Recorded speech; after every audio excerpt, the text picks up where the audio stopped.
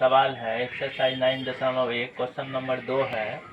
आंधी आने से एक पेड़ टूट जाता है और टूटा हुआ भाग इस तरह मुड़ जाता है कि पेड़ का शिखर जमीन को छूने लगता है और इसके साथ 30 डिग्री का कोण बनाता है।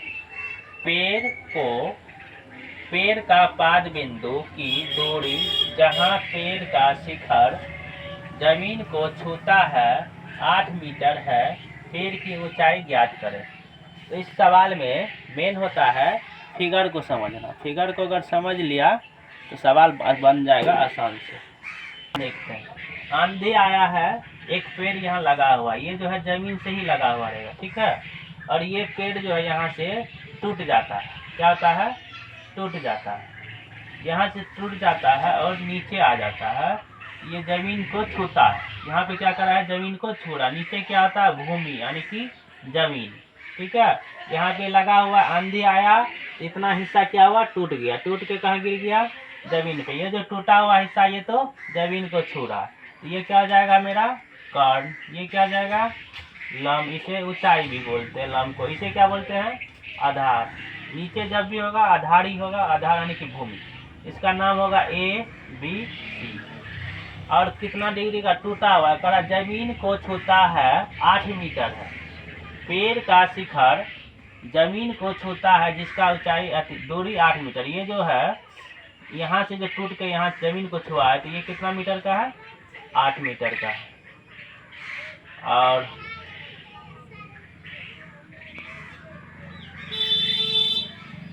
पेड़ का पढ़ना है, पेड़ की पाद बिंदु ये हो गया, बी हो गया की दूरी जहाँ पेड़ का शिखर जमीन को छूता, यहाँ से यहाँ। सी हो गया जमीन को छू रहा शिखर, पाद बिंदु हो गया बी, उसकी दूरी 8 मीटर है। क्या है? 8 मीटर है। ऊंचाई हमें क्या करना है? निकालना है। ये हमें पता नहीं है। ए बी क्या लिखेंगे? समकोण त्रिभुज ABC में तो क्या लिखेंगे? अगर हमें पहला वाला वीडियो में हम बताए हैं जो लंब और आधार के लिए हमें 10 लेना है। क्या लेना है? 10 लेना है। कितना डिग्री का कोण बन रहा है? 30 डिग्री का। तो कितना लेंगे? 10 थीटा और क्या होता है? लंब बटे आधार। तो 10 30 डिग्री लेंगे तो लंब क्या है? AB। आधार क्या है? BC। 10 30 का क्या होता है सूत्र? √3 1/√3। और इसका होगा AB खाली है। AB है कुछ नहीं है। BC है। BC क्या है? 8 मीटर है। ये 8 मीटर जो है ये BC है। ये दोनों की दूरी।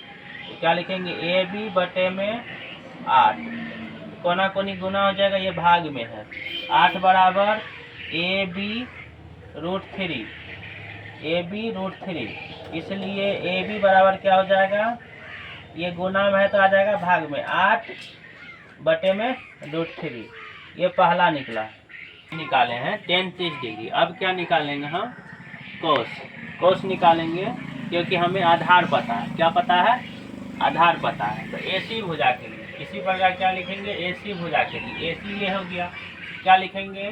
कोस थीटा बराबर क्या होता है? आधार बटे कर्ण। क्या होता है? आधार बटे कर्ण। कोस कितना डिग्री है?